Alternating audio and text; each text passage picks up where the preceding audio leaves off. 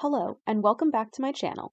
In May, I went on a road trip out to the American Midwest where I visited 4 new parks and got about 30 new credits. The third park on this trip was Kentucky Kingdom, which I will be reviewing today. Per usual, I will be talking about atmosphere and theming, variety, things to do in ride collection, operations, and situational and miscellaneous factors, followed by my ranking of the coasters I rode at the park. This park had the atmosphere of a fairground, but with actual good coasters. It had a nice small town festival vibe and was a cute little park. Also, the road in the middle of the park really made it feel local, small scale, and unique. In terms of employee contribution to the atmosphere, I really only encountered rides and foods. The rides team members were fine, but the foods team members seemed miserable in my opinion. Maybe I just didn't spend enough time in the right places to really get a feel for the park, but that was what I gathered from my time there. I did, however, really enjoy this board showcasing important rides in coaster history. Now on to operations. These were the worst I had ever seen. Everything was running with one train, which was understandable since the park wasn't busy. However, I spent just as long, if not longer, waiting for a train to dispatch than waiting for it to hit the brake run. Again, none of the rides really had more than a 1 or 2 cycle wait, so I can't complain that much, but Lightning Run was a big culprit of this. I waited almost half an hour from the bottom of the stairs, which was maybe a 6 cycle wait, meaning each cycle was taking about 5 minutes. Based on Coaster Force's POV, from dispatch back to home position in the station takes about 2 minutes 20 seconds. Let's round that up to 3 minutes to allow those riders to get off and the next riders to get on. But that still leaves about 2 minutes from when gates close to dispatch. I actually timed the duration from gate close to dispatch the cycle before I rode, and it was about 90 seconds, or a minute and a half. I understand that on slow days, ride ops might not be as inclined to move as quickly. Heck, I've been there. However, when there's a line past your station and you're only running one train at a time, there should be at least some incentive to get that line moving. 90 seconds to 2 minutes to close gates, check 10 restraints, get back to your safety zone, visual scan, and dispatch is just something I cannot defend. The other coasters weren't much better, but again, having waits of only 1 or 2 cycles, I didn't notice it nearly as much with any of the others.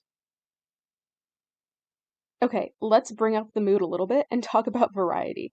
This park has 6 coasters, 1 kiddie, 1 family, and 4 thrill. They've also got a pretty good collection of flat rides. I didn't ride any due to time constraints, but I saw Drop Tower, Ferris Wheel, Carousel, Pirate Ship, Bumper Cars, Larson Looper, Musical Express, Teacups, Flyers, Antique Cars, and so much more, including rides for smaller kids. I visited before the water park was open for the season, so I wasn't even able to walk through it as a cut-through, but it sure looked like there was plenty of variety in Hurricane Bay as well. This is a small park with a carnival vibe, though, and despite having plenty of rides and games, there wasn't much else. On their website, they only have 3 shops listed and 8 dining options. They have 4 entertainment options listed, but I didn't see any shows while I was there. Situationally, I think I lucked out going on a Sunday and seeing very few crowds.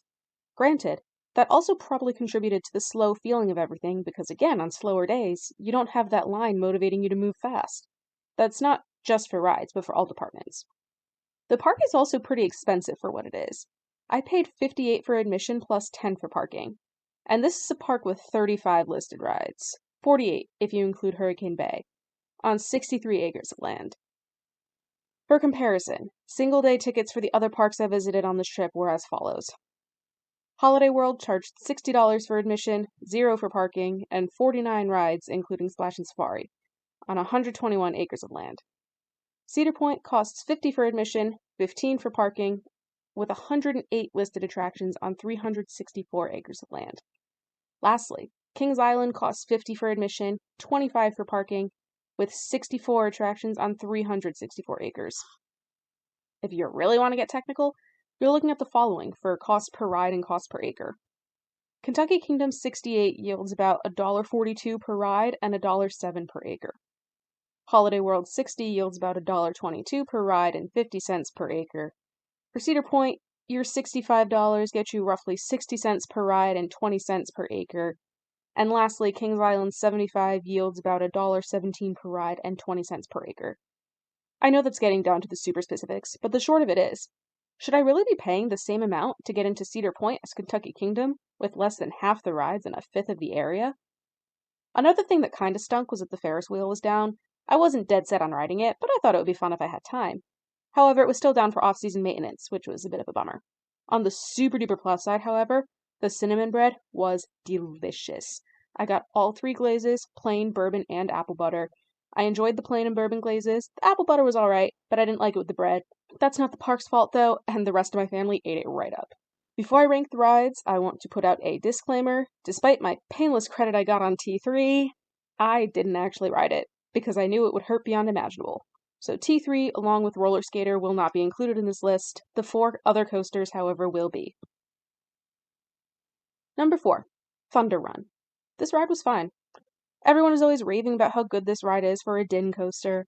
Now, I haven't ridden any other din coasters, but I've sure heard stuff about rides like Mean Streak at Cedar Point, Texas Giant at Six Flags Over Texas, and Georgia Cyclone at Six Flags Over Georgia.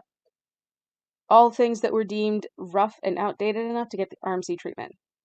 So taking my knowledge of other coasters that have been RMC'd, namely Cyclone at Six Flags New England, I'd say Thunder Run would measure up pretty good next to them. That being said, it is still pretty rough. I didn't have a headache before getting on this, but I had a small one after. It didn't do anything crazy, though the airtime it did have was pretty decent, but I don't think I'd be able to ride it more than once in a day. Number 3, Kentucky Flyer. This ride was also fine. I put it above Thunder Run because my headache didn't get too much worse after it. Remember, I'm rating these on how much of a headache they gave me. I'm trying not to consider how much of a headache I had going into the ride. The airtime was just as good as Thunder Run's, in my opinion, but with this being a family coaster, I was more impressed with this than the latter. I also like the pop of color with the red on the railings at the supports, just a little detail that makes the coaster a little more fun and eye-catching. I really struggled with my top 2 because they were both so good, but ultimately, it boiled down to the biggest issue I've talked about so far. Number 2, Lightning Run. The ride itself was phenomenal. Everyone had told me it's one of the most underrated rides out there, and even having that advice, I wasn't prepared for this thing. It is smooth as butter, quiet as a mouse, and the ejector airtime is insane. You absolutely get flung out of that seat on the first drop. It's filled with other pops of ejector, and you are out of your seat for that entire ending. I don't think I have enough good things to say about this ride experience. My only issue with it was the line in operations. I know that shouldn't affect my opinion on the ride itself, but I thought about it this way. I had the option to re-ride my number 1 at this park, and I did. I had the option to re-ride Lightning Run as well, but I opted not to because I didn't want to wait in that line again. If this thing was a station wait and I was willing and able to ride it 2, 3, 4 times in a row, it might have edged over to the number 1 spot. And at number 1 is Storm Chaser. This ride really reminded me of Wicked Cyclone and Twisted Timbers, both being smaller scale RMCs. Every single hill threw you out of your seat. It's super smooth and fast-paced. I think I have a love-hate relationship with the Trick Track Double Up because it is a crazy and unusual feeling, but my body must have been in a weird position or something because it felt a little funky. Still a great element though. My only real complaint is the ending. You have the Trick Track Double Up, then an airtime hill over the midway, then you just dip into a helix and slow down till you go up that last hill and hit the brakes. For such an amazing first half of the ride, I wish it had a more exciting ending that did it justice. That being said, I don't think I would take this over Wicked Cyclone or Twisted Timbers, but I still really enjoyed it. Overall, I think I have a love-hate relationship not only with Storm Chaser's Trick Track Double Up, but with Kentucky Kingdom as a whole. It was a fun park with an amazing 1-2 punch and definitely unique, what with the road down the middle and all, but it just felt like something was missing. And of the 4 parks I've visited on this trip, this was probably my least favorite. I'd love to get on Storm Chaser and Lightning Run again, but I don't think I'd go out of my way and pay that money to come back here. That being said, while this was my least favorite park of the 4, that doesn't mean I hated it. I did really enjoy this park.